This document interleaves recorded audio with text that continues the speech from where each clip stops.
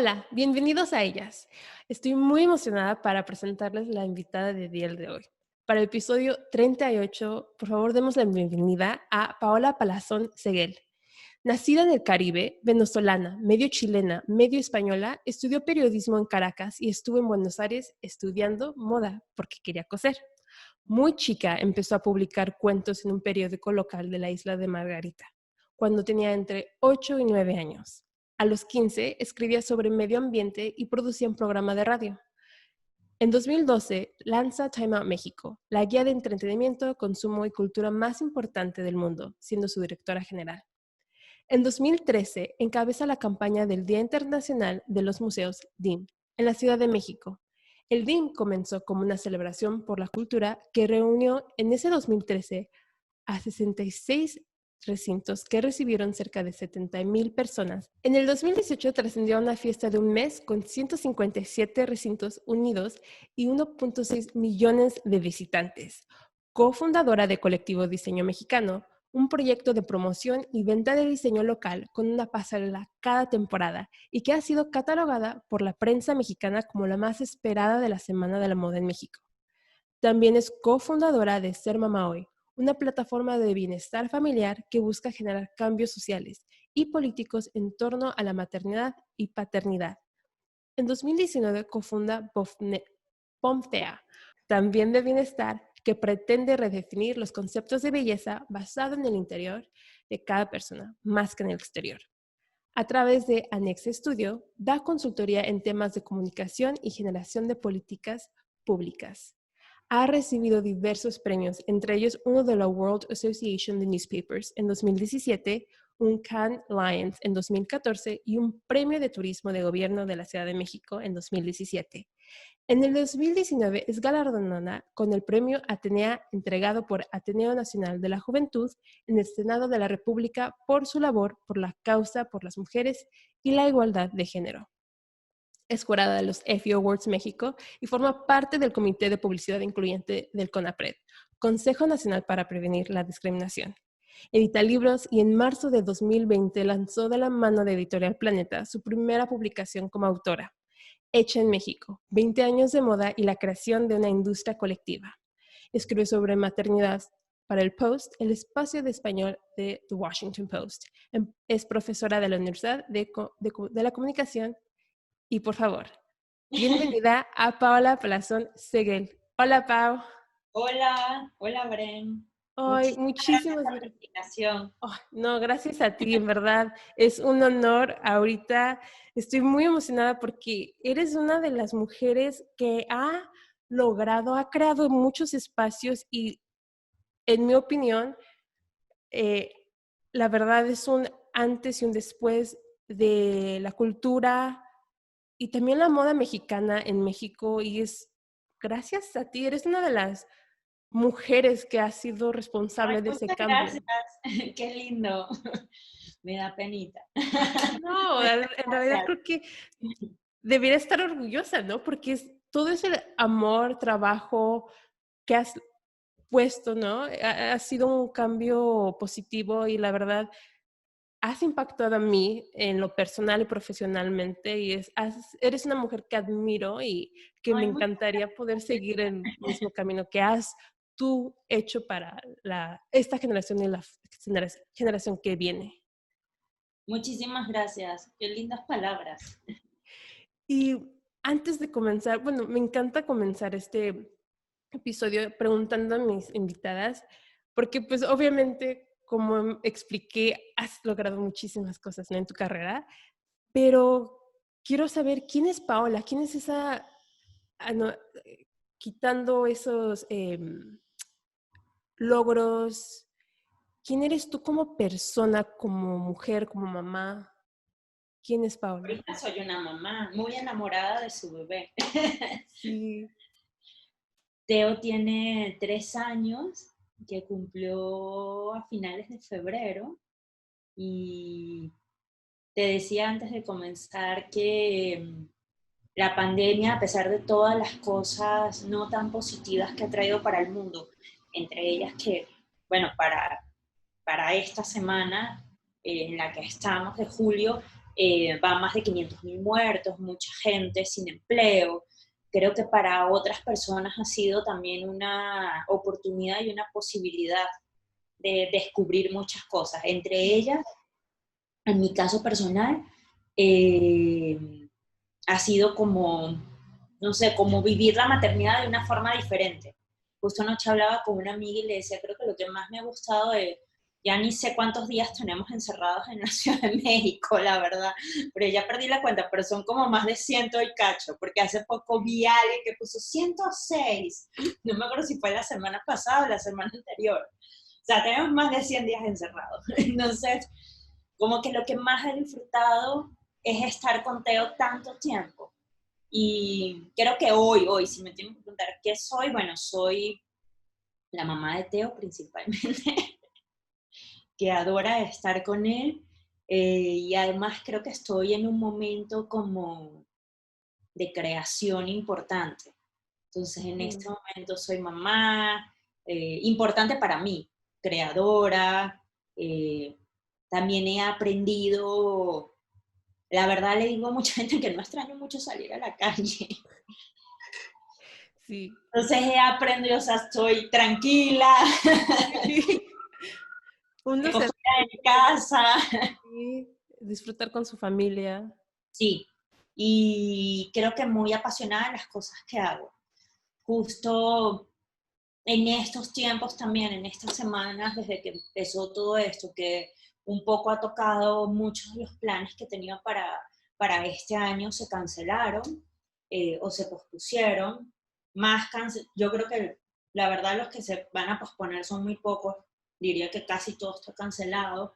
Me ha tocado como reflexionar mucho y pensar mucho en lo que quiero seguir siendo. De ahí salió justo una charla que voy a dar este lunes que habla sobre cómo el alma, o sea, cómo definir los propósitos de los proyectos que haces, que te sirve también para la vida misma, no solo para las cosas laborales, y la titulamos el alma de los proyectos. Entonces, justo creo que un poco de lo que yo he hecho fue esa reflexión de estos meses, es ponerle mucho corazón a todas las cosas que hago.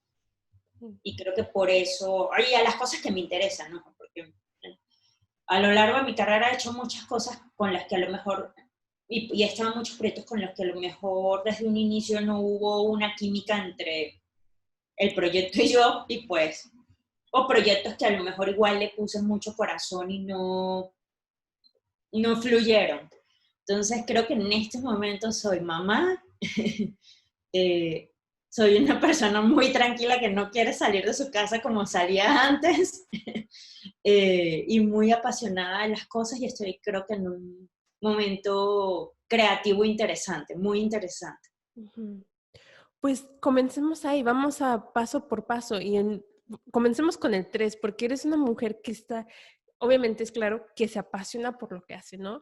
Y desde chiquita siempre has tenido esa pasión de crear, ¿no? En proyectos, o sea, desde los 8 o 9 años escribías, o sea, pensemos por ahí, platícame, ¿cómo fue eso? ¿Tenías padres que La verdad, te... no recuerdo cuánto, si era 8 o 9, pero era como por esa época Ujú, eh, que empecé a escribir algunos cuentos. Eh, Mi papá tenía buenos amigos en la prensa local, uno de esos amigos tenía como un espacio semanal en un par de periódicos y como que los leyó y les gustó y ya los publicaron. Pero yo en ese momento yo siento que lo veía más como, ay, como un juego, ¿me entiendes? O sí. sea, sí, o sea, no le prestaba ni la menor importancia, o sea, como que salió, se publicó, pasó un tiempo antes de que yo decidiera retomar eso, o sea, como que dije, bueno, tengo los recuerdos de esos momentos en los que lo vi más como un juego, que Sí, me parecía divertido. Eh, y yo en un inicio no era mi primera opción estudiar periodismo. estudiar moda, de hecho, sí, No, ¿no? no, tampoco. O sea, yo me gustaba mucho derecho, o sea, muy raro. Además que esa edad, la realidad, que yo, es lo que yo siempre digo, yo creo que salí del colegio muy pequeña, entré a la universidad a los 16 y en realidad a esa edad no tienes mucha idea de qué quieres. Yo empecé estudiando Derecho con la idea que decía, bueno, es que no necesito la errada idea estudiar periodismo para escribir o para dedicarme a eso. Entonces, como que mi idea era que yo podía seguir escribiendo, estudiando Derecho. Antes había querido hacer mil cosas, bióloga marina, estudiar química. Yo, de hecho, en Venezuela, los últimos años, lo que en México es la prepa, son años que son de especialización.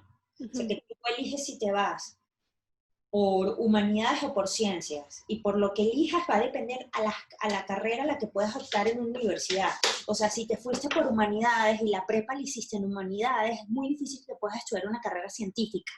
Porque durante esos años te preparan en temas más humanistas. Y ves idiomas, ves otras cosas.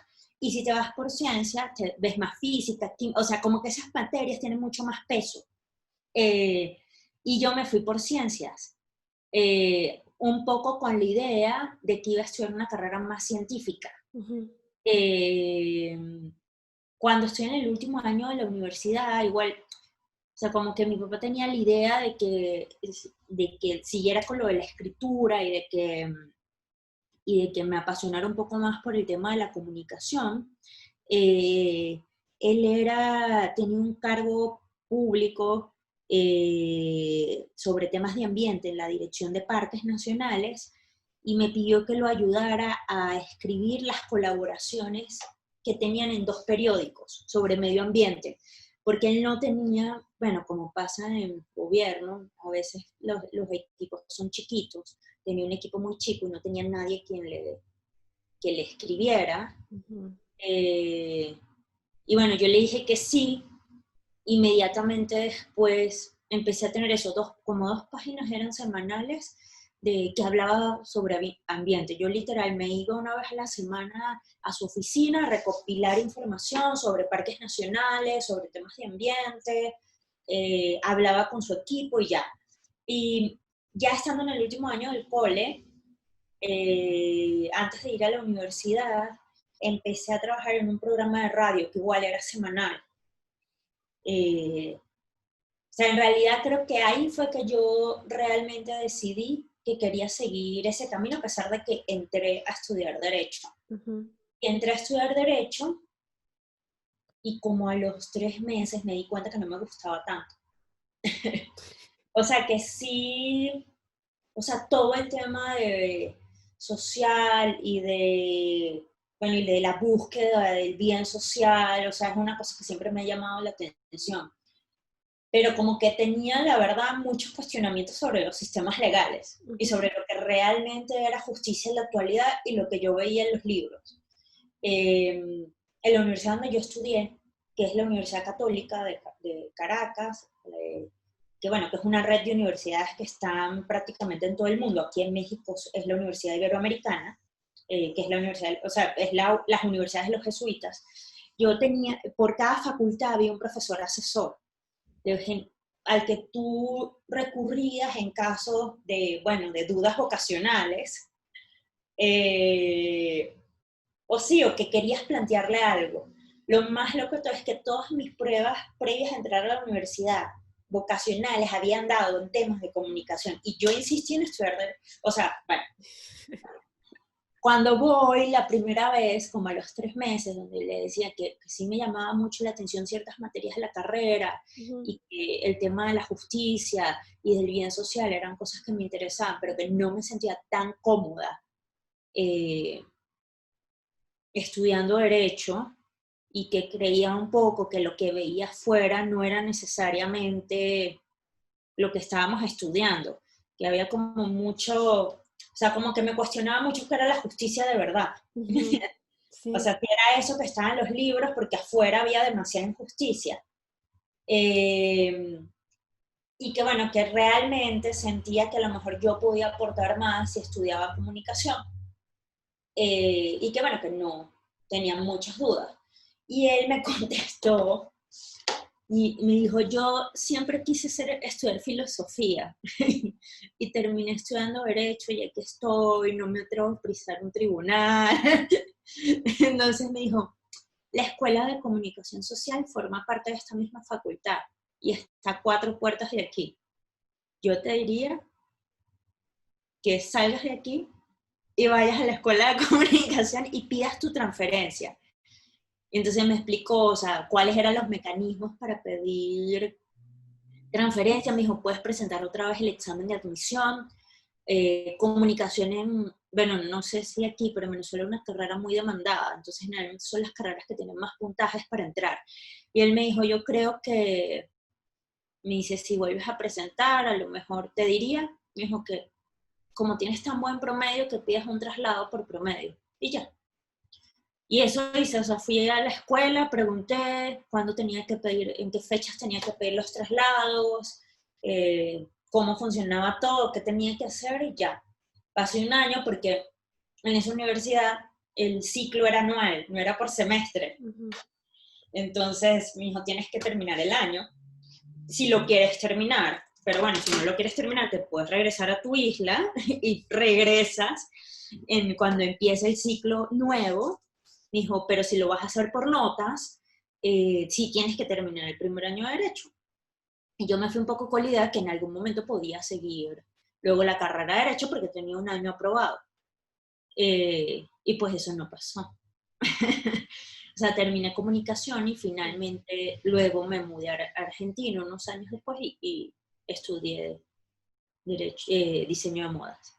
Diseño de moda, sí. Y de ahí, em, ahorita tu carrera se ha, bueno, desde el, corrígeme si estoy mal, desde el 2016 con Colectivo Diseño, ya empezaste como a meterte más en la industria de la moda mexicana, pero desde Argentina, ¿cuál era tu visión que tú tenías para ti en cómo poder, cómo mezclar comunicación y moda? ¿Era más ser reportera, periodista, o era más como ya en sí, ya diseñar tus propias piezas y presentarlas? En realidad estudié diseño de modas, o sea, porque era algo que me gustaba mucho, me gustaba coser. Eh, sabía coser desde muy pequeña. Cuando mi mamá y mi papá se casaron, alguien les regaló una máquina de coser. Y, sí, y mi mamá se había cosido los dedos con la máquina de mi abuela siendo chiquita. Ay, Entonces, no. a ella le regalaron esa máquina y esa máquina pues no lo usó porque ella quedó traumada y ella no podía tocar una máquina de coser nunca más en su vida. Entonces, yo empecé no sé en qué momento la vi en la casa, pero ella la tenía guardada porque no la usaba y la empecé a usar muy intuitivamente y la dañé, como era, o sea, se la dañé y ya, esa máquina yo creo que nunca más funcionó. Cuando yo crecí un poquito más, yo viví un año en Chile, mi mamá es chilena, bueno, por un tema de salud, mi mamá tuvo cáncer, nos tuvimos que ir a vivir a Chile y mi abuela se ha cosido de siempre, pero mi abuela tenía de las o sea, no, la de mi mamá era de motor, la de mi abuela era manual, Ah, sí, ya. con las mesas de metal, increíble. Entonces, cuando eso, yo creo que yo ya había dañado la máquina de mi mamá por no saber usarla tan bien, pero mi abuela me enseñó a coser. Ujú. Como que coser y bordar, mi otra abuela, la mamá de mi papá, la española, me había enseñado a bordar y a tejer. O sea, como que era como actividades que más que pensarlas como un oficio para toda la vida, me relajaban un montón. Cuando yo decido irme de Venezuela, la verdad lo decidí porque uno, la situación política y sobre todo de seguridad se Ujú. estaba poniendo muy complicada. Y dos, porque yo sentía que desde que yo me había graduado, incluso antes de la universidad, yo hacía un trabajo que era muy poco creativo. O sea, pues sí, o sea, sobre todo desde que terminé la carrera, que entré inmediatamente a un corporativo muy grande, en una posición gerencial, o sea, básicamente sentía que todo lo hacía con Excel y que mi trabajo se resumía a Excel, a tomar ciertas decisiones y a números. Sí, nada Y, creativo. y, y como que, no sé, o sea, me sentía muy rara, esa era la verdad, o sea, me encantaba.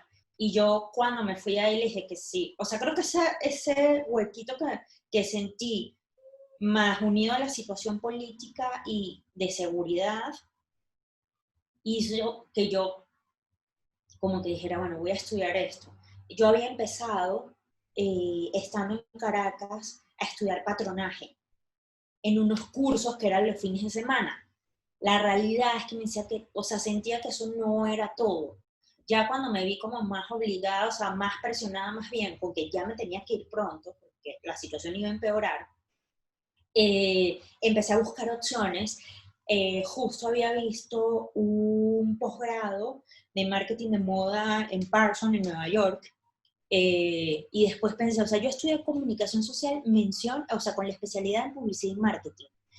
Como que dije, bueno, pero ¿por qué voy a estudiar otra vez marketing? O Sí. sea, voy a volver a la computadora, a un PowerPoint y a un Excel. Esa es la realidad. O sea, yo ya estudié marketing, aplicado a muchas industrias. Ujú. Entonces empezamos a ver la opción de Argentina. Mi esposo, él también había querido siempre estudiar diseño gráfico y había hecho algunas cosas con ilustración. Buenos Aires era una opción fácil en cuanto a papeles para mudarte, relativamente económica, es una ciudad muy bonita y además Buenos Aires es ciudad del diseño por la UNESCO. Entonces como que la oferta educativa en torno al diseño es muy amplia. O sea, yo siempre digo que si tú en Buenos Aires quieres aprender a forrar un botón, seguro hay cursos y los consigues. O sea, yo hice cursos súper especializados durante los 2 años que estuve allí. O sea, cursos de cómo hacer ropa interior, cómo hacer trajes de baño, cómo hacer carteras. O sea, que hoy en el día a día no los utilizo, esa es la verdad. Pero Ujú. te da como un poco, el tema del patronaje te ayuda mucho a pensar lógicamente Sí. y a entender el cuerpo también. Y hice cursos de tintura de telas, o sea, una cantidad de cosas. Entonces, en realidad yo me tomé como 2 años un poco medio sabáticos, porque sí trabajé en esos 2 años, pero trabajaba más desde casa, no iba a una oficina, o sea, como que necesitaba un poco un break del mundo corporativo. Sí. Y como para ver, pero no había pensado como, o sea, como en la moda, como en algo que fuese mi futuro. A mí en realidad yo lo que quería era coser y aprender. Luego me mudé a México. A los pocos años sí empecé a hacer una marca de ropa para niños con una amiga. La verdad es que fue muy complicado, porque a nosotros además se nos ocurrió como, bueno, no fabricar las telas, pero sí estamparlas. La sufrimos un poco, ella acababa de ser mamá, estaba ya en el segundo niño, yo estaba trabajando, entonces fue así como, fue un poco agobiante, la verdad, porque, o sea, es algo a lo que le tienes que dedicar, y más si se te ocurre estampar tus propias chelas. Sí, O sea, me no. acuerdo que nos íbamos al centro, muestras, no quedaba, con la costurera no quedaba, tampoco porque habían impreso las telas mal, perdimos no sé cuántos metros de tela. O sea, como que siempre tuve la espinita, en algún momento entendí que la producción, o sea, la producción de indumentaria a lo mejor yo no era tan, no tenía, no sé si la paciencia suficiente para llevar a cabo un proceso de producción. Ujú. En Buenos Aires hice algunas cosas también que puse a la venta, pero eran muy chiquititas. Eh, y creo que con colectivo fue que realmente logré encajar las dos cosas que me gustaban. Sí. Y con los otros proyectos terminar de encajar con este tema social, que fue lo que me hizo estudiar derecho. O sea, yo creo que el año que yo estudié derecho, lo que yo tengo más clavado en la cabeza, que nunca se me va a olvidar, es el concepto de justicia y el concepto de bien social. O sea, que al día de hoy, muchísimos años después, puedo decirte tal cual lo que dicen los libros sobre eso. Pero, o sea, como que colectivo me dio la posibilidad de engranar el periodismo o la promoción, la comunicación en realidad, con el diseño, que es algo que me gusta muchísimo, y los demás proyectos me han dado la posibilidad de combinar el periodismo con los temas sociales, porque al final todos de alguna manera tienen un trasfondo social. En el caso del colectivo, pues es visibilizar a una industria local que está haciendo una cantidad de trabajos maravillosos, y dejar de ver hacia afuera, sino ver hacia adentro, y promover una economía circular, promover además políticas mucho más éticas de lo que normalmente se conocen las políticas de las grandes empresas de moda, que sabemos que la ética, sobre todo o sea, en términos de sustentabilidad con el medio ambiente y en términos de relaciones laborales, la ética de las grandes conglomerados de empresas que se dedican a la moda es bastante cuestionable.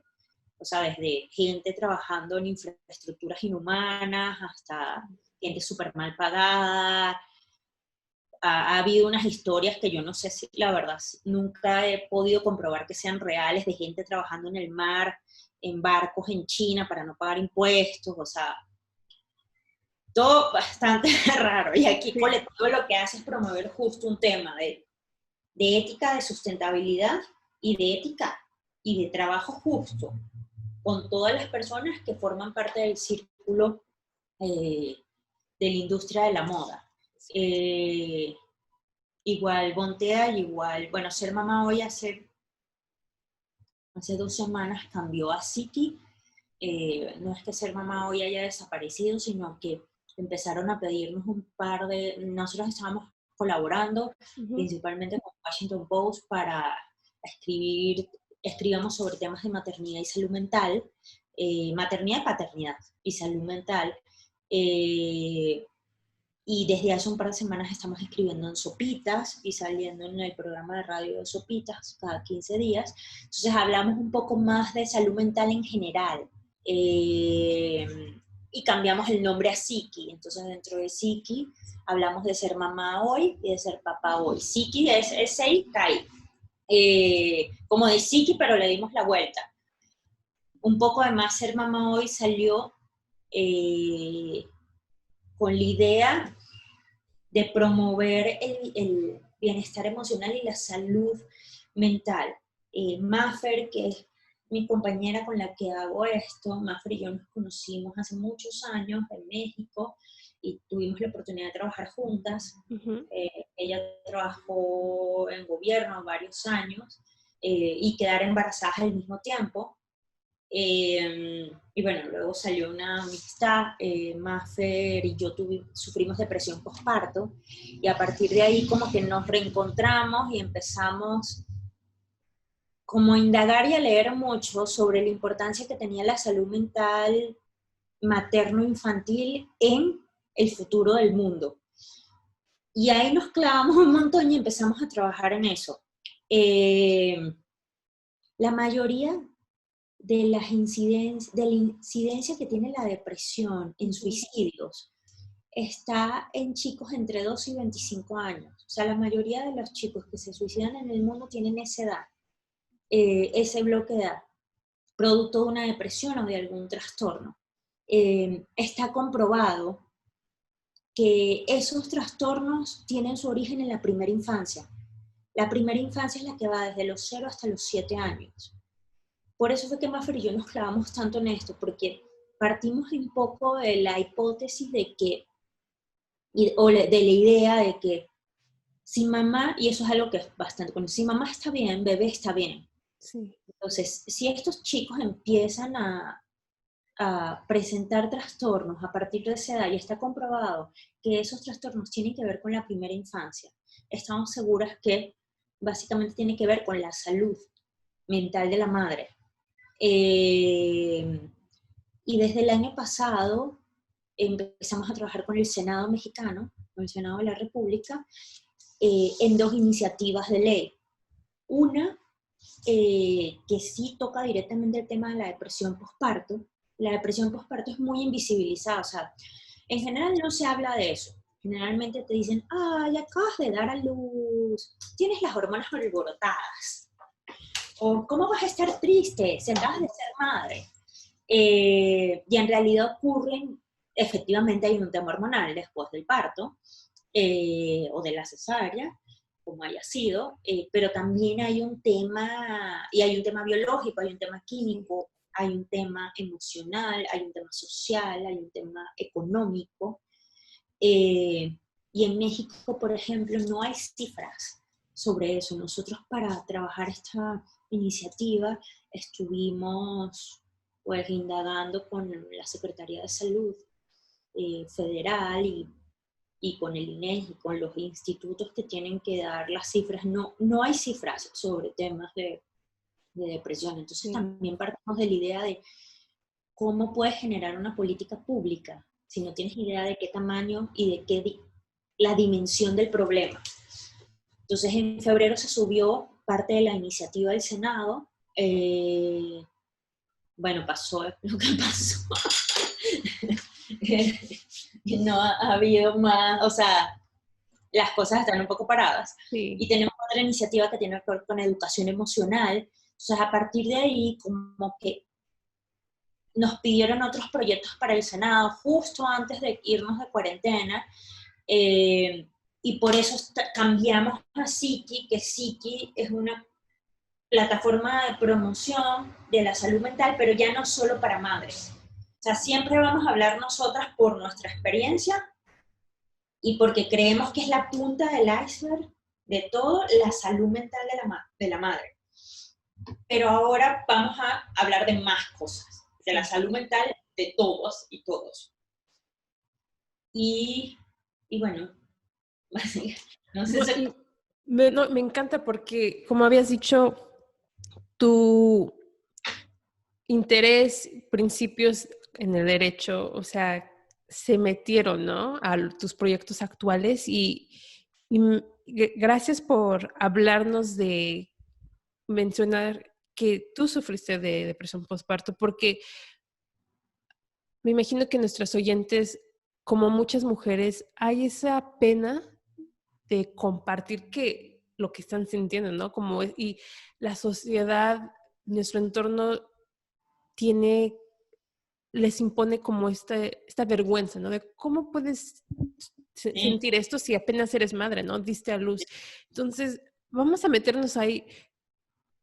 ¿Nos podrías compartir esa experiencia que pasaste? ¿Cómo fue que te la me cayó el identificaron? 20. Sí, no, y cómo y la ayuda que tenías, porque me imagino que nuestros siguientes también están en ese punto de no saben qué hacer, especialmente ahorita, ¿no? En esta pandemia, o Sí, sea, ¿cómo justo, lograste, pues, sí. salir de eso? Yo creo que, bueno, en el caso mío de Maffer, que fue igual, creo que el tema de la red y del entorno es muy importante.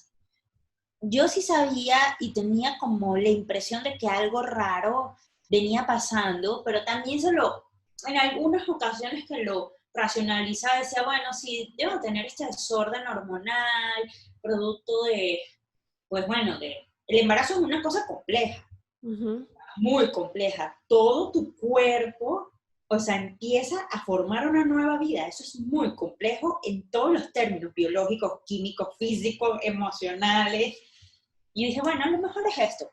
Eh, Empecé a tener, hay varios tipos de depresiones y de Sí. depresión postparto, y varios niveles, la verdad.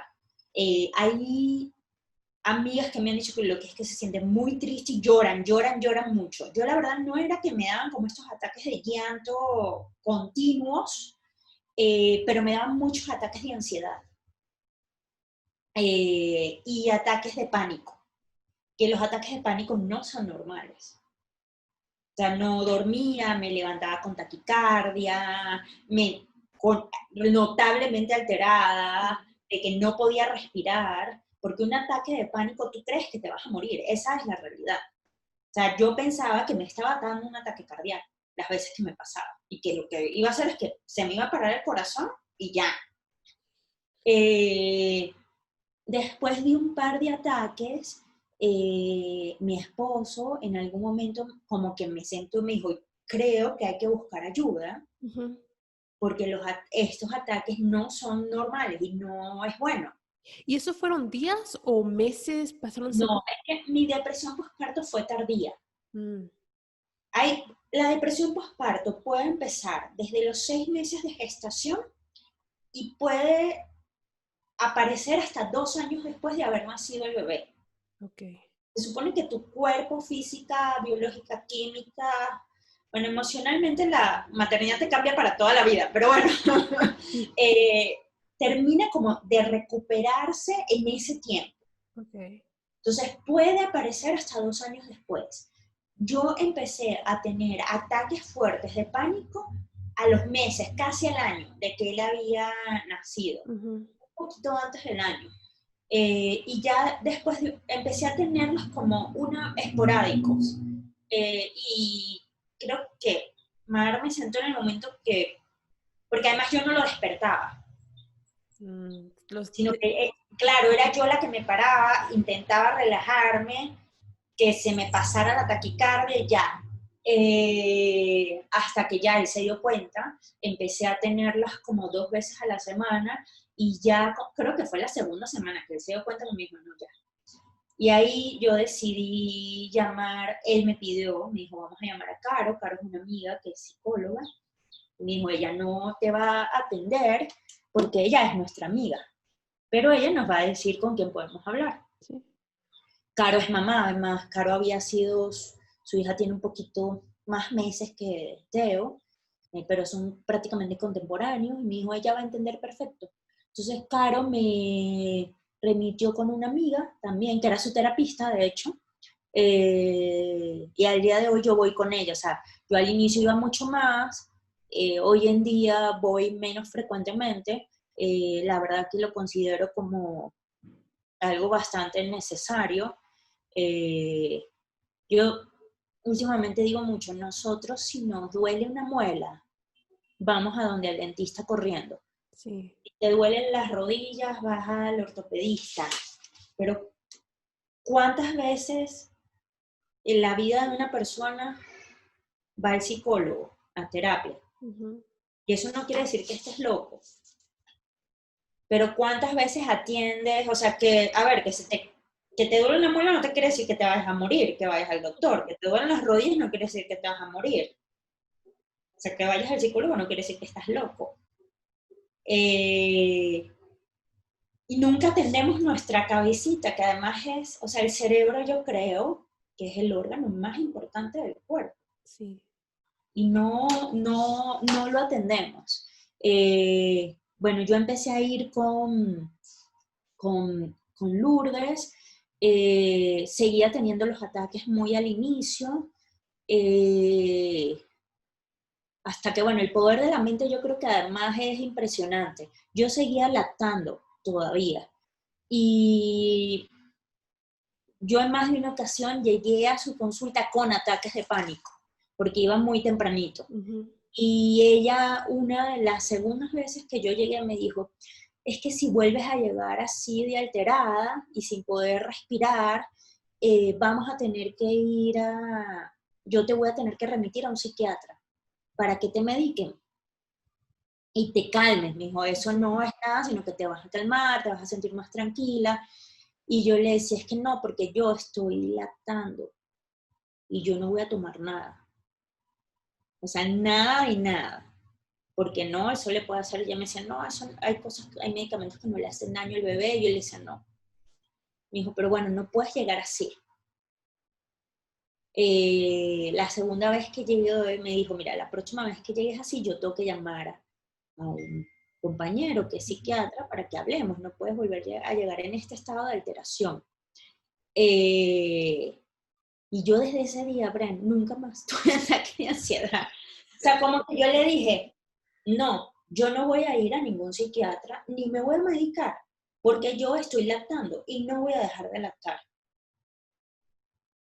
Y fue así como, ajá, claro, Mafer, mi compañera en ser mamá, me dice, yo creo que sí, evidentemente hubo una racionalización de tu lado, pero por otro lado, mi hijo, lo que necesitabas era hablar con alguien. sí. En el momento en que lo soltaste, todo lo que te preocupaba de la maternidad, bla, bla, bla, bla, pues ya. Claro, eso vino acompañado también de otras herramientas, no solo seguir yendo a terapia, sino empecé a hacer ejercicios de respiración. Cuando yo sentía que iba a venir un ataque de ansiedad, Ujú. porque lo sientes, y que había tenido un día agitado, bla, bla, bla, empezaba antes de dormir a respirar, a respirar. O escuchaba algunas meditaciones, empecé a probar otras herramientas alternativas como el CBD, que bueno, que es legal. eh, y la verdad, yo cada vez tomé menos CBD para dormir. Al inicio tomaba casi todos los días un par de gotitas para dormir y relajarme, incluso en el día, en la mañana. Sí. Menos gotitas para que no me quedara dormida.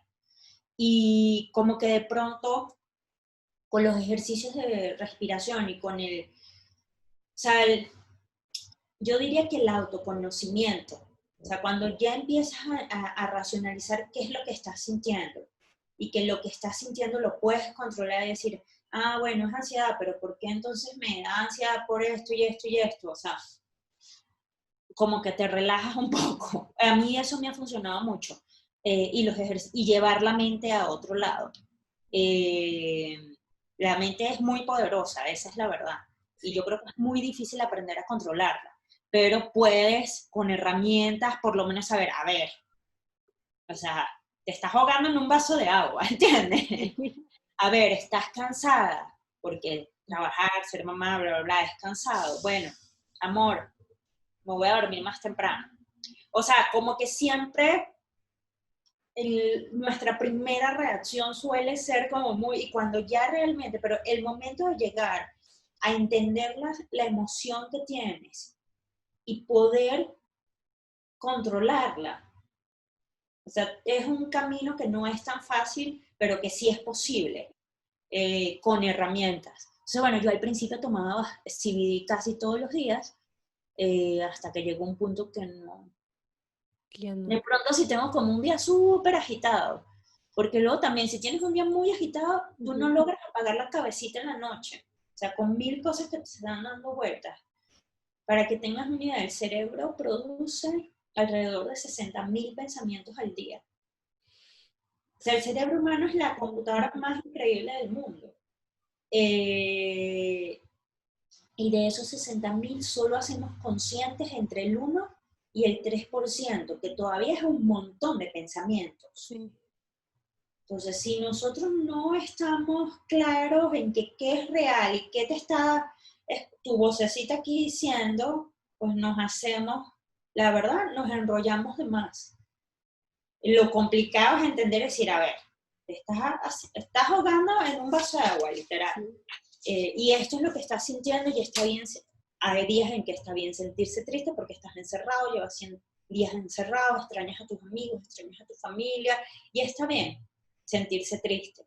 Porque también creo que en este aprendizaje de estos años después de la terapia, después de empezar este proyecto, después de empezar Bontea y otros proyectos que están más relacionados con el tema del bienestar, es entender que por lo mismo que tú decías, de que nos negamos el tema de ir a terapia porque las emociones son un tabú, las emociones negativas también son un tabú. No, no te puedes sentir triste, pero no, o sea, en general. Sí. Pero ¿por qué no te puedes sentir triste si así te sientes? O sea, asume que te sientes triste y que mañana va a ser un día diferente. Esa es la verdad.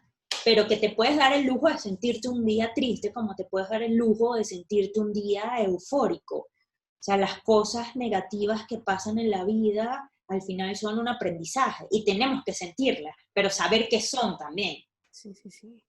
Y yo siento que es un gran trabajo lo que estás haciendo con Psique, porque no solo, por ejemplo, creo que la ayuda entre las mujeres cambia por su clase, ¿no? Social, su poder adquisitivo, y especialmente en México, pero el tener ese espacio en el programa de radio de Sopitas, donde es un medio donde se consume, cualquier tipo de persona lo puede consumir y adquirir y aprender de este conocimiento es importante. Y mencionaste de los trabajos que se tuvieron que detener por lo Sí. que estamos viviendo, pero ¿cuáles son las acciones que nos podrías compartir en este Sí, momento sí. que ustedes están visionando para poder brindar este apoyo a las mujeres en México? Porque no todos tienen ese privilegio, ¿no? De tener un esposo que Totalmente. Y, conocen eso, amigas.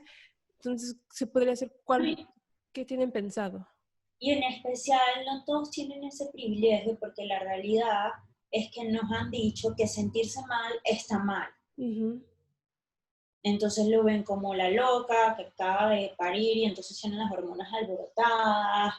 Y no es culpa de nadie, ojo, es culpa de un sistema y de una educación que hemos recibido por muchos años. Entonces es muy Sí. difícil cambiar eso.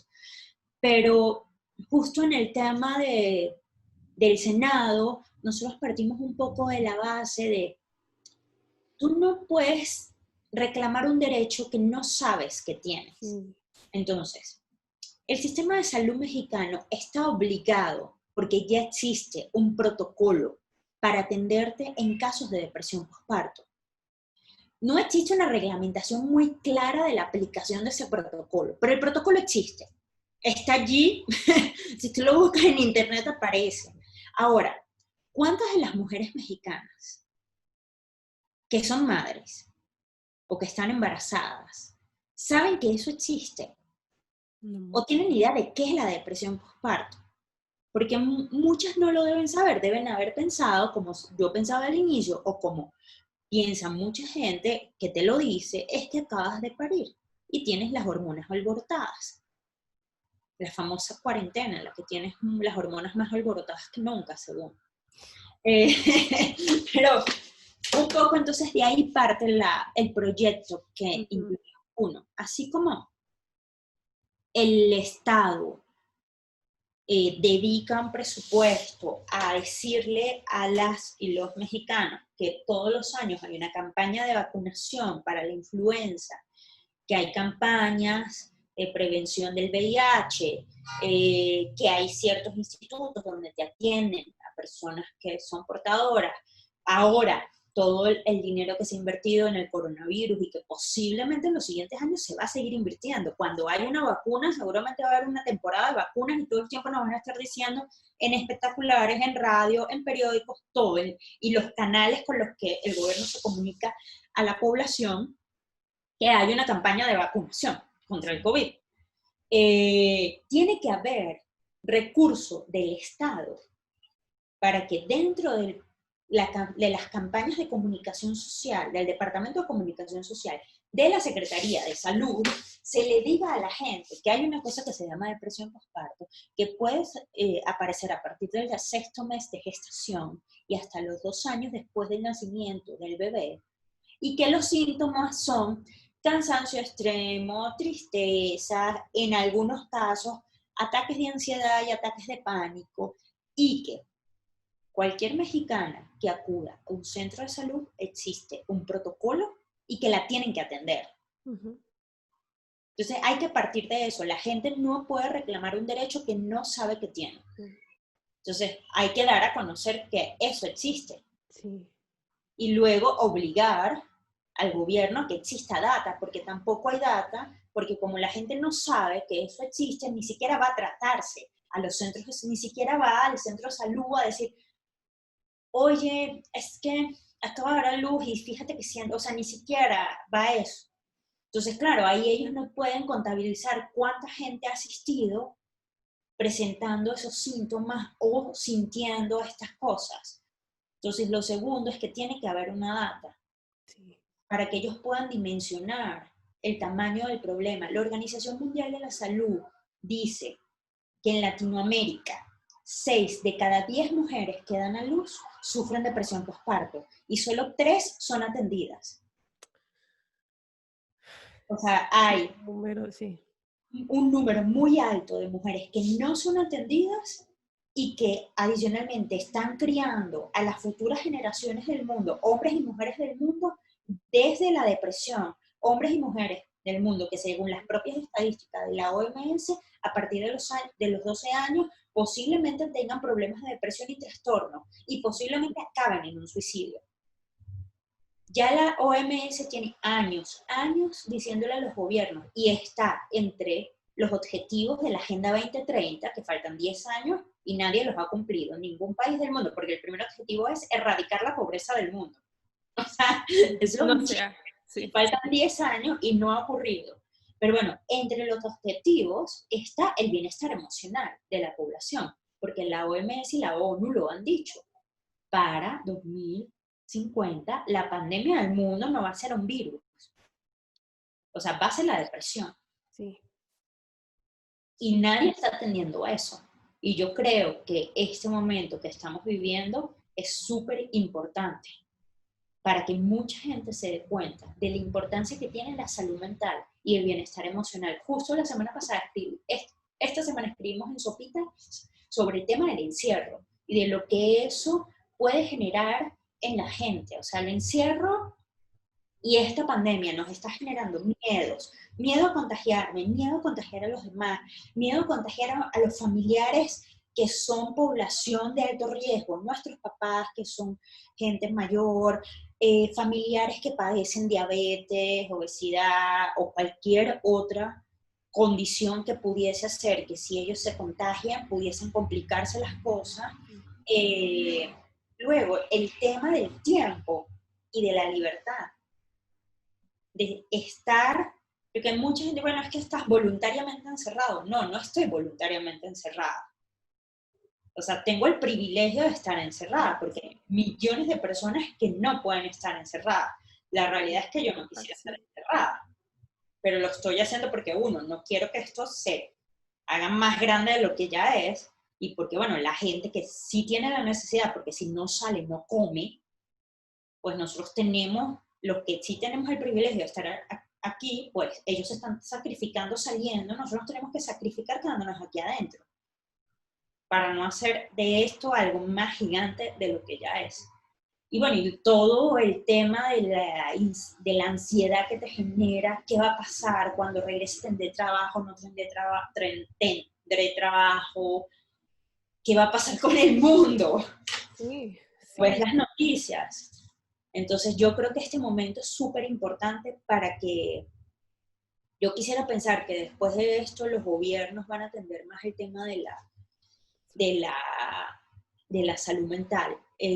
La OMS, incluso la Organización Mundial de la Salud, ha dado y ha sacado varios reportes sobre el tema de la salud, el cuidado de la salud mental durante la pandemia. O sea, sí, hay un tema sanitario importante que provoca muertes, muy significativo porque es un virus muy fuerte y muy peligroso. Sí. Pero las afectaciones a la salud mental también podrían provocar muertes. Seguramente no en la misma dimensión de lo que está provocando este virus, pero la pueden provocar. O sea, al día de hoy la OMS contabiliza en todo el mundo, somos 7.700 millones de habitantes, 300 millones de personas sufren de depresión, contabilizadas.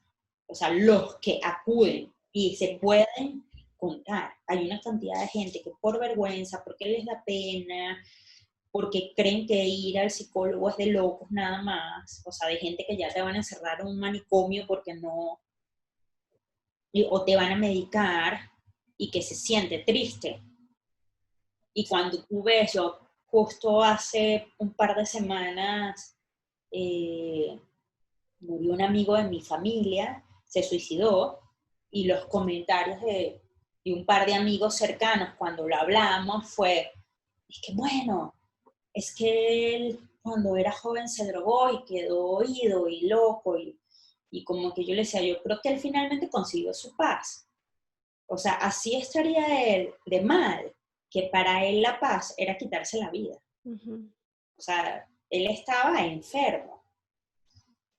Entonces digo, no es que hay que echarle la culpa, a lo mejor sí, consumió drogas cuando era joven y quedó mal, pero él quedó enfermo, ¿entiendes? Estaba enfermo y yo digo, creo que lo importante es que todos entiendan que la salud mental es importante y que te lleva a eso, Sí, a que te sientes tan mal en unos casos de depresión tan extremos que solamente encuentras paz quitándote la vida. exacto. Sí, lo único, esa depresión que uno sufre, se siente que no tiene control y la única manera para tener ese control es suicidarse. Entonces, sí, estamos viviendo como en una bomba de tiempo, ¿no? O sea, cualquier esto se puede propagar y métele que estamos encerrados, métele que tal vez nuestros oyentes están sufriendo de depresión postparto y no tienen trabajo, no pueden ayudar, ¿no? Económicamente a su familia, a sus pequeños y la única manera para tener ese control es llegar ahí. Y mi más Lo- sentido pésame. Sí. Gracias. Y lo que te voy a comentar también es, hay gente que cree que la terapia es un lujo. A veces gastamos una cantidad de dinero en cigarrillos, en tonterías, la verdad, Ujú.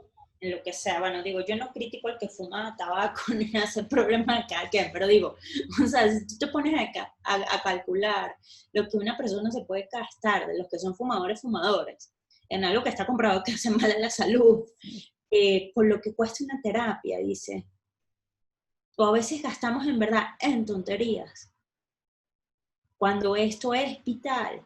Y luego hay alternativas siempre. Por lo menos aquí en México, la Asociación de Psicoanalistas de México, ellos tienen terapias y apoyos sin costos o a costos muy económicos. Los dan terapistas que están o recién graduados o en los últimos años, supervisados obviamente eh, por profesionales que ya llevan mucho más tiempo. Eh, Luego, yo siempre digo, lo principal es, dependiendo como del nivel de lo que sientas o de la intensidad de lo que sientas, lo primero es ir al psicólogo, pero hay otras herramientas, o sea, Ujú. meditar es una gran herramienta y si te metes en Spotify hay una cantidad de podcasts que son gratis, en YouTube hay una cantidad de meditaciones guiadas que son gratis, o sea, hay mucho contenido en internet gratis también que te permite leer sobre estos temas y buscar herramientas. Yo, lo primero es que hay que buscar una ayuda, la ayuda de un profesional de la salud mental. Y estoy segura que en las universidades, en las facultades de psicología, en las asociaciones de psicólogos, porque aquí ocurre eso, tienes la posibilidad de ir a terapia a un costo muy reducido o sin costo. Entonces, en cualquier parte del mundo estoy segura que esas cosas existen. O sea, Sí. acercarse con la universidad que tenga psicología, ver la sociedad de psicoanálisis del país, o sea, hay que buscar. También, bueno, no hay tiempo, hay que buscar tiempo también. Eh, Ahora las terapias con esto se están haciendo remotas, entonces ni siquiera Sí. tienes que salir. A través de tu Entonces, celular, ¿no? Y sí, entonces, la idea es buscar y no dejar esto en el último lugar como lo hemos dejado históricamente. O sea, ujú. lo que te decía, me duele una muela corriendo al dentista, me duelen las rodillas corriendo al especialista, tengo algo en los ojos corriendo. Sí, Pero cuando vas a un especialista por tus emociones? casi nunca, sí. Nunca, o nunca. Hay gente que Ajá. nunca en la vida ha visto esa parte. Y tú como mamá ahorita tienes esa oportunidad, ¿no? Tengo un primo que apenas tuvo su bebé en febrero y veo que, viendo el lado positivo de esto, la luz de donde estamos viviendo, es tener esa oportunidad, ¿no? Como ustedes como padres, de estar con sus hijos, ¿no? Y tener esos momentos donde tú estarías ahorita trabajando y tendrías ciertas horas con él, ¿no? Entonces, Sí, totalmente. me encantaría poder meterme más a cómo es tu día a día, porque sí, estamos encerrados, pero se me hace que es diferente, ¿no? Lo que haces, estás viviendo con él y tal vez dar unos consejos a nuestras oyentes de quieren poder encontrar ese balance de ent- dar su 100 o lo que puedan en cada cosa, ¿no? Que sus trabajos, trabajar desde casa, ser mamá, ser esposa y estar con una misma. Sí, bueno, ojo, primero siempre nos queremos dar el 100 y hay veces que no se puede y ya, y no está mal. Mira, yo en lo general, y eso es de antes de Teo, como siempre he tenido una vida medio agitada, trato de ser lo más ordenada posible y planificada posible. Entonces, por ejemplo, y en la casa, y esto lo hago desde hace muchos años, eh, suelo tener la comida congelada. O sea, como que cocinar una vez y Y, se congela. ajá. Y además, como en el momento que cocinas, como una vez para varias comidas diferentes, pues ahorras tiempo, pero dices, bueno, voy a picar cebolla. Bueno, en vez de picar una, picas un montón una vez y ya. O sea, como que rehusas las cosas que están. Entonces, bueno, voy a hacer esta carne así, pero también me sirve para hacer albóndigas o hamburguesas, por lo que sea. Y ya. Y es una sola como preparación. Entonces, y además tengo un menú, por ejemplo, para las cosas en la casa. Yo todos los domingos en la noche me tomo 20 minutos, tengo unas pizarritas chiquititas, Ujú. minis, que tengo en la cocina y es toda la comida de Teo. Teo come más que nosotros, los niños comen un montón, o sea, más veces. Y todo lo que es común, o sea, que él come con nosotros, pero y eso me permite a mí ahorrar mucho tiempo en la semana. O sea, los 20 minutos que yo me tomo los domingos en la noche, cero me pesan, porque en la semana no estoy pendiente. O sea, yo ahí en esa pizarrita tengo anotado el desayuno del lunes, la merienda de Teo del lunes a la mañana, la comida, luego la merienda de la tarde, la cena de Teo y la cena de nosotros. Porque yo ya no estoy, ay, ¿qué vamos a desayunar hoy? Así 15 minutos. No, yo ya me levanto, veo la pizarra, ya. Y eso también te permite ahorrar en temas del supermercado, porque Sí. ya no compras una cantidad de cosas que luego se pierden. O sea, yo cuando hago ese menú es que hago el súper con ese menú y yo compro solo eso y no se pierde. Más, Ujú. bueno, un par de cositas más. Y eso, uno, te ayuda a ahorrar en economía y te ayuda a ser más responsable con el ambiente, porque Sí. muchas de las cosas que comprábamos era para botar.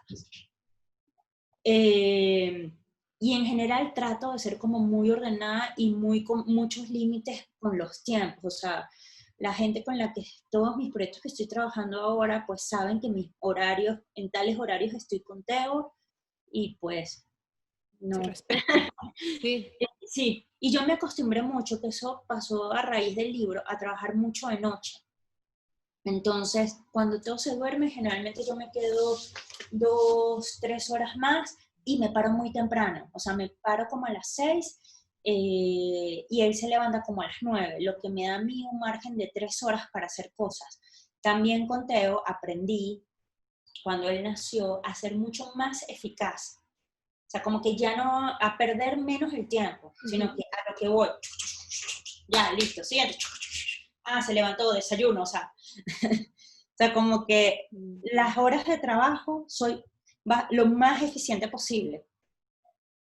Sí, enfocada al Muy, sí, trabajo muy, que muy, está enfrente de ti, sí, sí. muy enfocada a terminar, a que tengo 3 horas, porque las siguientes horas van a ser a la noche.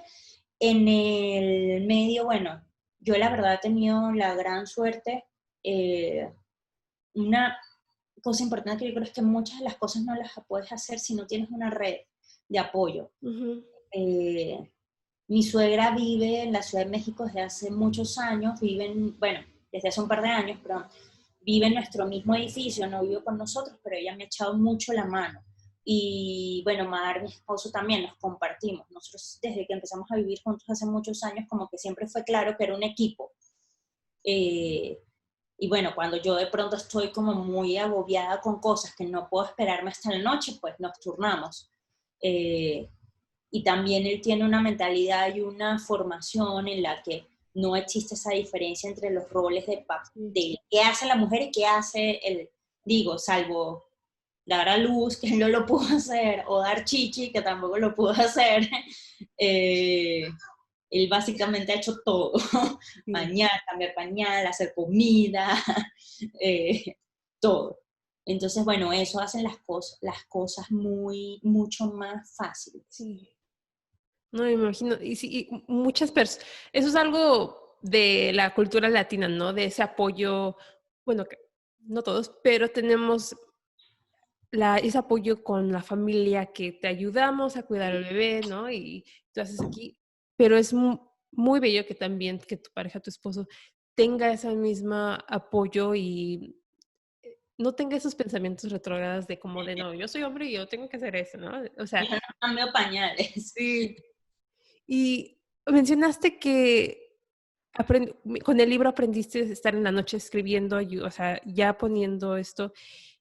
Me quiero meter más ahí también.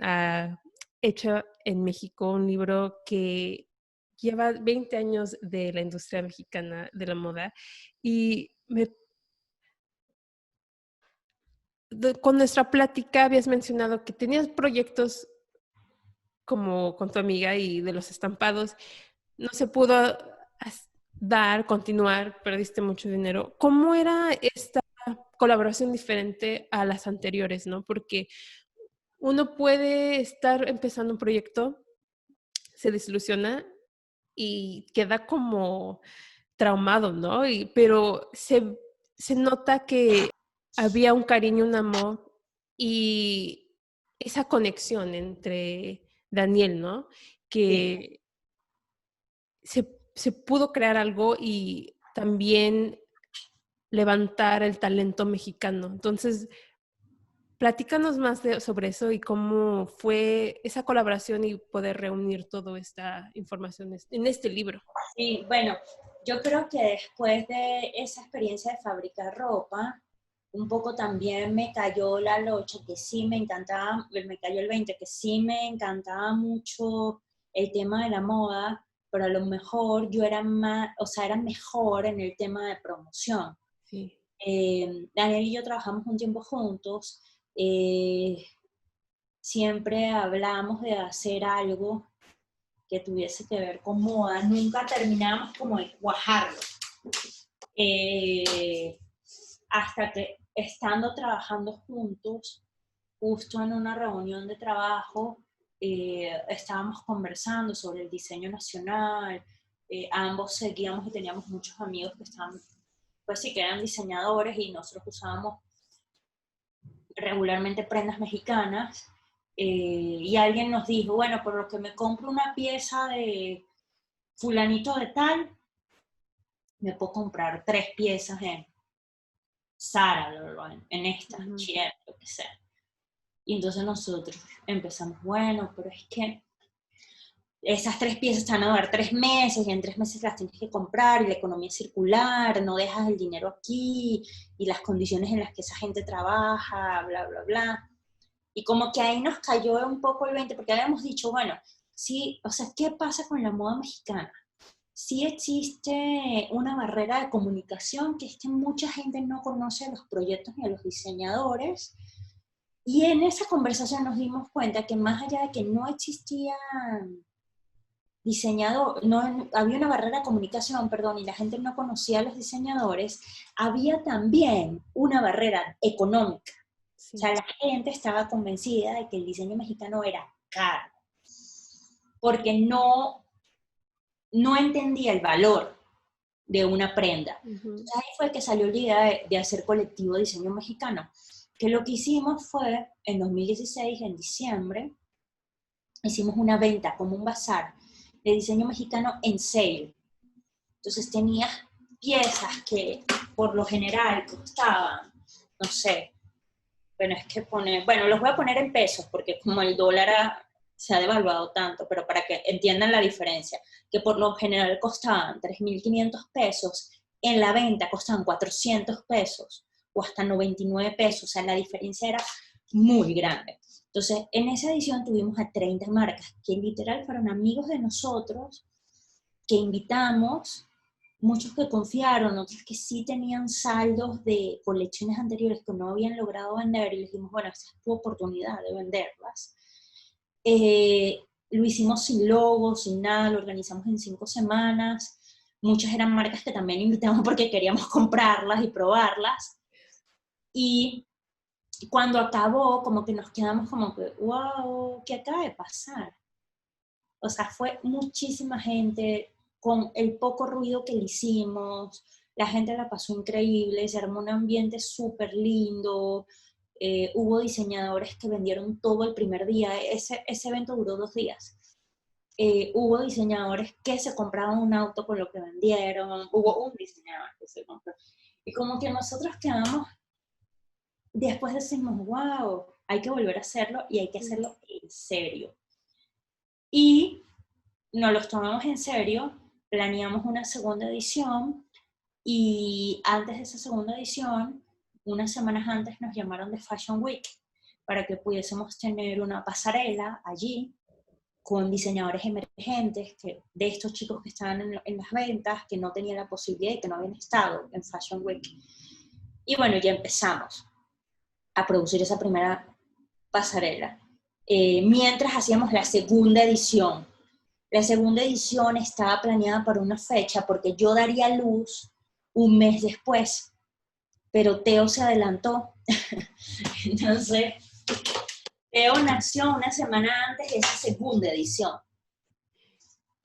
Y bueno, en esa segunda edición nos pasó que nos quedamos sin espacio, decidimos aumentar el número de marcas, lo hicimos en la misma locación porque después de la primera edición varias marcas nos empezaron a buscar.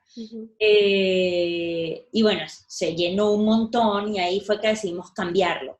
En total estuvimos haciendo entre 8 y 9, no me acuerdo bien si fueron 8 o 9 ediciones de Colectivo de Diseño Mexicano en versión bazar, de sale, siempre con el diferenciador que todo lo que tú ibas a comprar estaba en sale. Lo más que llegamos a tener fueron 70 marcas en un evento. Y pasarelas hemos tenido 6 temporadas con Fashion Week, o sea, 3 años. La última fue la de abril, que este año fue digital. Sí, fue a través de YouTube. Y bueno, nosotros, como ya a finales de 2018 estábamos planeando, o sea, qué íbamos a hacer, o sea, queríamos como darle otra vuelta, entendiendo que el formato de bazar ya estaba muriendo un poco, porque había mucha saturación, y pensamos en un cortometraje, en un documental, que empezamos incluso a ver productores, y por una conversación de Instagram con alguien del equipo de Planeta, literal, así fue. Salió, era finales de diciembre, poquito antes de todo el mundo se fuera de vacaciones, salió la conversación del libro, vinieron las vacaciones, en enero tuvimos una primera, enero ya 2019, conversación con Planeta, como a las semanas estábamos empezando y firmando contrato. Y así hicimos el libro. El libro se terminó de escribir en septiembre del año pasado, y ya. Y este libro reúne los periodistas, personas figuras importantes, ¿no? De la industria de la moda mexicana y muestra esta historia, este legado, ¿no? Que se está todavía construyendo y desafortunadamente llegó la pandemia y me imagino que la promoción sí, del libro pues, se tuvo que detener, pero Sí. has hecho algo diferente, ¿no? A través de la página de Instagram es poder como seguir dándole este espacio a estas personas para que se pueda conocer más de su trabajo. Sí. La salida del libro, o sea, el libro llegó a estar, a ver, como antes del 15 de marzo, ya no me acuerdo bien la fecha, Editorial Planeta cerró sus oficinas en México. Porque, bueno, ellos son españoles y en España ya la venían diciendo que la cosa se iba a poner y se iba a complicar. Apenas la OMS habló de pandemia, las oficinas de Planeta México se cierran y todo el mundo se va a trabajar a su casa. Pero el libro ya había salido de bodegas a distribución. Entonces, el libro dio chance de que llegara a librerías.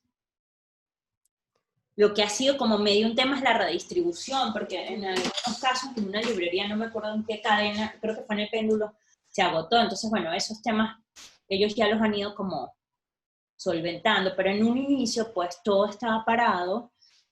Nosotros empezamos realmente promoción oficial la semana pasada, pero como el libro ya estaba en librerías y estaba a la venta, como que estos meses desde que comenzó la pandemia, muy leve y sin nosotros planearlo, pues mucha gente empezó a buscarnos y sí dimos algunas entrevistas, sí hablamos del libro, sí tuvimos actividades, pero no hemos querido hacerlo fuerte hasta que no se defina una fecha de lanzamiento oficial, pues. Digo, como un acto, bien, no sabemos si va a ser digital o si lo vamos a hacer presencial cuando sea, hasta que no se defina. Pero bueno, el libro está a la venta, ya. Y lo que hicimos en paralelo fue aprovechar todas estas generaciones de contenidos que se están haciendo en redes para tener una serie que se llama Hecha en México, igual que el libro, en nuestro Instagram, donde todas las semanas hablamos con personalidades que están en el libro, de hecho. Sí. Y eso de alguna manera nos sirve de promociones en lo que se hace el lanzamiento oficial. Sí. No, y se me hace que es tan inteligente, ¿no? Poder adaptarse, ¿no? Y seguir esta conversación que es importante. Y para nuestros oyentes que están en esta industria de la moda, ¿qué consejos nos podrías compartir que tienen que hacer ahorita para, ya pasaron 4 meses, pero en tu opinión, ¿qué deberían estar haciendo ahorita para adaptarse a esta nueva normalidad y en el futuro porque Sí, esto va a cambiar y se va a quedar sí, sí, las prácticas se van a quedar igual. sí. Yo creo que lo primero que tienen que hacer es pensar que la distribución de sus productos va a ser diferente. O sea, el que no tenía un e-commerce ya iba bastante tarde. Entonces, ahorita es prácticamente una obligación. Porque además, o sea, las cifras lo dicen, los estudios que se han hecho desde que empezó todo esto, tanto en Asia como en Europa, en Estados Unidos, como en México, o sea, el e-commerce ha aumentado un montón. Y entre los rubros que ha aumentado están los rubros de ropa, o sea, la indumentaria. Entonces, ahí está, lo que tienen que hacer es empezar, digo, México todavía le falta un poquito más de ofertas de servicios para los que están emprendiendo en el tema de e-commerce, sobre todo en el tema de logística y de entregas, que luego puede ser como súper complicado. Pero armar como el sitio, o sea, hay Shopify, hay una cantidad, WordPress tiene sus plugins para tiendas en línea, o sea, no hay tantísimos como hay en Estados Unidos, pero cada vez hay más servicios que les permiten a los diseñadores poder tener una página donde vender.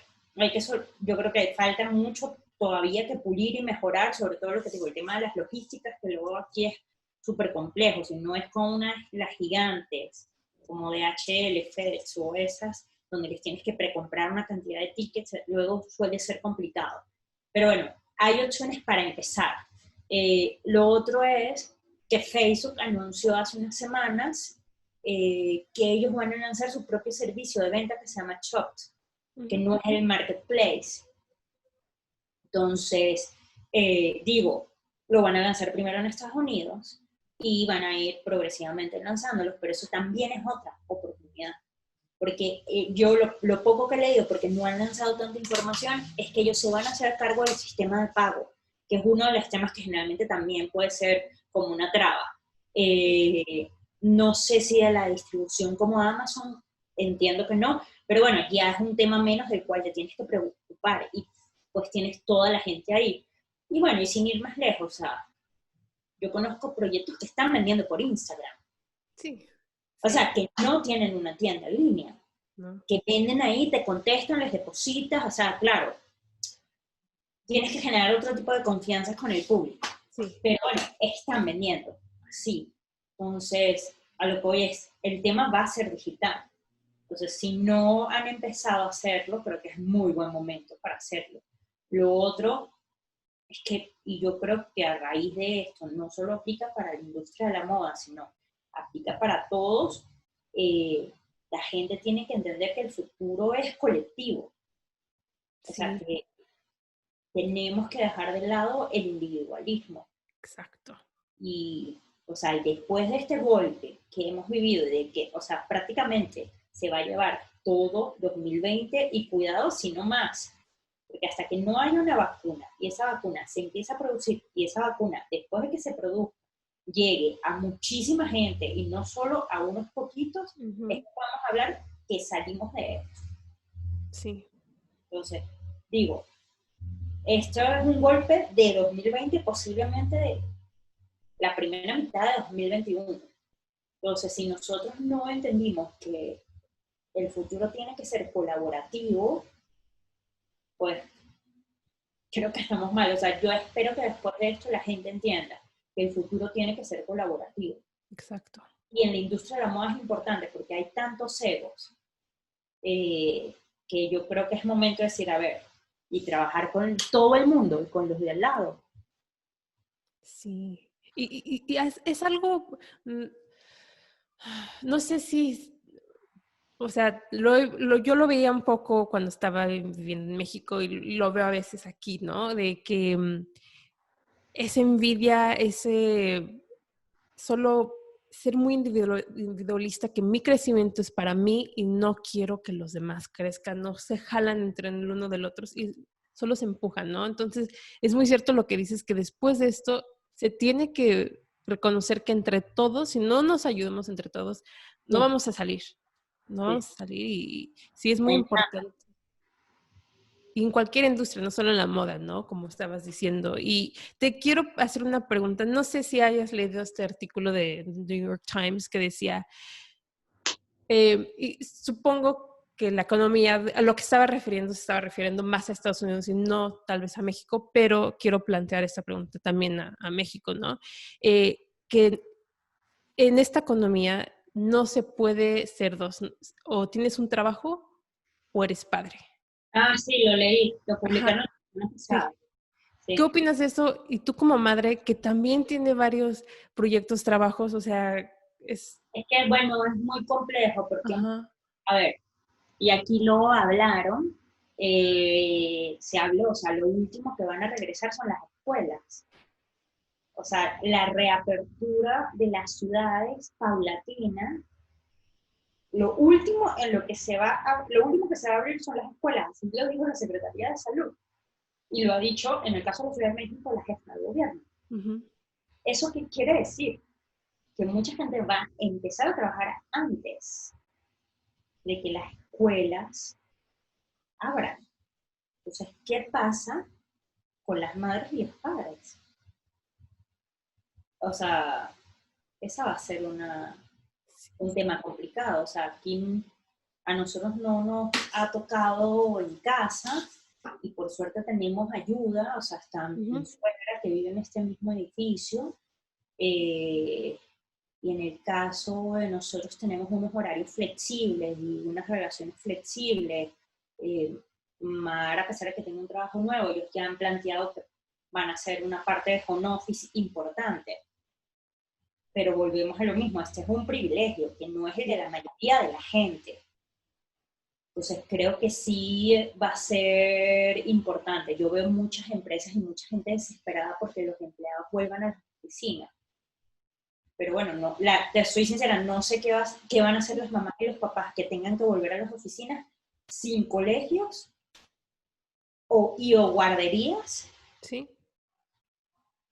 Entonces, ese mismo artículo decía, él escribió y decía, bueno, es que alguien me ha dicho cuando yo lo planteé, bueno, ¿para qué tuviste hijos si no tienes tiempo para cuidarlo? O sea, es que el sistema es así, esa es la verdad. O eso sea, el también. sistema está hecho así. Más bien, ¿por qué el cuestionamiento, no, en vez de ser por qué tuviste hijos si no tenías tiempo para cuidarlo, es por el cuestionamiento no es al sistema laboral en el que fomenta la maternidad y la paternidad? Ujú, Entonces, bueno, entonces ya no vamos a tener más hijos porque tenemos que trabajar para pagar las cuentas. Esa es la realidad en el mundo en el que vivimos. No tengamos más hijos, pues no los podemos cuidar, porque el sistema laboral no nos permite, tienes que estar 8 horas en una oficina. Sí, Porque 40 así horas a la semana, sí.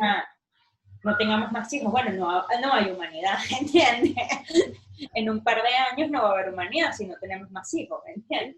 Que es un poco también la postura que me ha tocado leer muchas veces y lo veo en Facebook. Bueno, la solución para no contaminar el mundo es dejar de tener hijos. Ok, dejamos de tener hijos.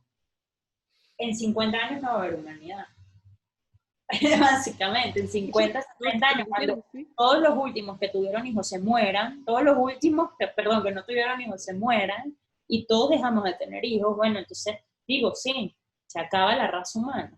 Entonces, hay que sí, buscar otra no es solución. la solución es criar hombres y mujeres conscientes con el planeta.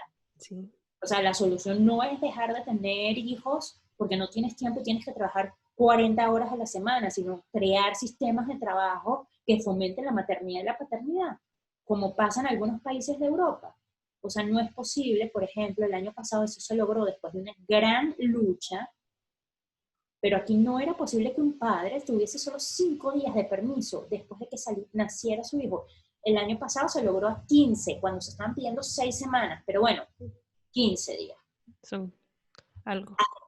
En Finlandia se acaba de aprobar 7 meses este año. Entonces, y además ahí refuerzan los patrones machistas. O sea, papá se va a los 5 días a trabajar porque papá va a cuidar a un niño, si él es el macho. Sí. Entonces, Es como, sí, es un tema cambiar ese pensamiento. o sea, la gente no está mal por tener hijos y tener que trabajar. Lo que está mal es que el trabajo no te permita combinar las dos cosas. Esa es la verdad. Sí. Y es ahí donde regresamos al punto, ¿no? Que estábamos comenzando, que esperemos que haya esos cambios, ¿no? Porque este momento en realidad mostró lo feo de la realidad que estábamos viviendo, ¿no? Y lo que se tiene que cambiar, ¿no? Que es la salud mental, el tiempo con familia y dar ese trato a la mujer y el hombre como Yo tal. creo que es la única forma en que nosotros no vamos a ir a que esto se siga hundiendo, la verdad. O sea, fíjate que las cifras que hubo en algunos países donde el tema ambiental es tan complejo, cómo mejoró durante los días del confinamiento. O sea, eso nos tiene que dar un mensaje. O sea, el problema no es el planeta, el problema somos nosotros, que estamos haciendo las cosas mal, básicamente. Justo hace unos meses hablaba para otra entrevista con una chica y conversábamos esto, o sea, y sin tener que irnos a una postura política de izquierda, derecha, comunismo, capitalismo, o sea, a ver, o sea, pero sí es una realidad. Como humanidad, en las últimas décadas, lo único que hemos hecho es enfocarnos en producir y producir y producir y producir dinero, producir bienes materiales, producir, producir, producir, producir. Y nos hemos olvidado de la humanidad y del planeta, porque estamos todo el tiempo pendientes de producir, producir, más dinero, más edificios, más espacios para vivir, más no sé qué, más centros comerciales, más, o sea, paren, o sea, creo que esto tiene que ser un momento de, a ver, paren, la gente es importante, Sí. el planeta es importante, no lo que tengamos, o sea, sí, o sea, tenemos que comer y bla, bla, bla, pero tiene que haber una forma, y las hay, más amigables, o sea, de poder seguir así, mantener lo que cuesta, o sea, y vivir en armonía con el planeta, en armonía con nosotros mismos, porque entonces no es posible estas cifras donde tengamos 300 millones de habitantes en el mundo que tienen depresión, y muchas de esas cosas, cuando es gente grande, está relacionada con la vida laboral. O sea, fíjate que en Japón incluso plantearon el bajar la jornada. O sea, hay países donde los índices de suicidio son enormes y casi todo tiene que ver con estrés laboral. Sí. O sea, es una locura total. Pero bueno, yo o sea, yo creo que sí, yo creo que por lo menos lo siento en las personas cercanas a mí. Y sé que esto es un núcleo de esto tan chiquito en comparación con lo que es todo el mundo. Que sí hay como o sea, que sí fue un golpe como de sentarse a decir, a ver, algo no estaba bien. O sea, esto llegó de la peor forma que pudo haber llegado, pero llegó para decirnos que algo no estaba bien y que tenemos que cambiar muchas cosas Sí, y pensar en los demás, no solo en nosotros. sí. Y regresamos a ese colectivo, ¿no? Ese Sí, apoyo sí. del colectivo, ¿sí? Me Em, encanta lo del futuro es colectivo, tiene que ser colectivo. sí, Yo creo que no hay de otra manera. exacto. Y Pau, ya tenemos esta plática bellísima y me encanta cerrar todos nuestros episodios con esta pregunta. Si tuvieras la oportunidad de viajar a través del tiempo, a cualquier edad, Ujú. ¿qué le dirías a pequeña Paula? Sabiendo lo que ya sabes ahorita, las experiencias que viviste y las oportunidades, las ganancias, esos éxitos, ¿qué le dirías a Pau? Creo que le diría que siguiera teniendo la misma curiosidad y las ganas de explorar, que nunca cambiara esas ganas, ni nunca le tuviera miedo a explorar, conocer. eh, Creo que eso, yo la verdad no cambiaría nada de lo que he hecho, creo que todo eso me ha llevado a hacer cosas interesantísimas y aprender muchísimo y le diría, sigue, sigue. Cuando alguien te diga que no, que es muy alocado, sigue, sigue igual. Sí. Y me encanta porque también sabiendo cómo eres tú, o sea, lo que has vivido y o sea, las cosas que eres tan apasionada y lo que apoyas, me da emoción, ¿no? Del crecimiento que le estás dando a Teo, ¿no? Para ser esa gran persona, ese gran hombre que también, s- ese cambio que estábamos hablando hace un rato, ¿no? Se va a ir a él y va a ser algo diferente, ¿no? Un futuro diferente y... Por eso es tan importante. Y yo creo que parte también de estas ansiedades y angustias después de la maternidad, muchas veces yo me hacía la pregunta de que a quién voy a criar. O sea, en este mundo tan complicado, donde todos los días vemos cosas tan feas, ¿a quién vas a criar? Y es una responsabilidad súper grande. Yo creo que estas son las generaciones que realmente van a hacer el cambio. Y por eso es tan importante. Mafer y yo con Ser Mamá hoy hablamos que la maternidad no solo es una responsabilidad de los que somos padres y madres. O sea, en este momento donde el mundo está como está, la maternidad y la paternidad, el criar Ujú, a las futuras generaciones que hagan realmente la diferencia es de todo sí. y todos, de toda la sociedad, no solo los que son padres y madres. Porque de esta generación depende básicamente nuestra existencia como raza. Sí, Entonces, creo que es súper importante. Y bueno, y también a veces como sacarse y entender, que sé que cuesta mucho, que no es que seamos malos padres o malas madres, y que nuestros padres o las generaciones anteriores fueron malos, sino que cada quien hizo lo que, y está haciendo lo que puede con la información y las herramientas que ha tenido. Pues dices, bueno, es que las generaciones del pasado eran la información que tenía y eran las herramientas que tenía. Hoy en día nosotros tenemos más responsabilidad porque nosotros tenemos más herramientas sí. Y y más más información. información. Sí. Y tenemos el aprendizaje de todo lo que ellos hicieron, bueno y malo. Sí. Entonces creo que es el mejor momento para aprovechar todo eso. Sí, muy bien dicho. Y ay, me encantaría poder seguir esto, pero sé que Y ya tienes que sé, regresar a... ya nos echamos casi 2 horas, wow. Sí.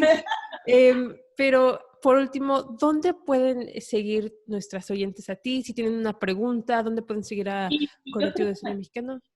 pueden seguirme en mis redes, que es paola.palazón. Lo que más uso, la verdad, es Instagram. Y ahí en mi biografía está el link de mis proyectos y están las redes de Colectivo, de Buntea y de Siki ahora. Pero bueno, paola.palazón, @paola.palazón. Perfecto, voy a escuchar, ahí pueden seguir a Paola y a sus demás proyectos. Y espero que les haya gustado este nuevo episodio de Ellas. Muchas gracias por escuchar. Gracias a ti, Pau, por estar aquí. La verdad, me encantó. Hablamos de muchas cosas muy importantes de nuestro presente y futuro.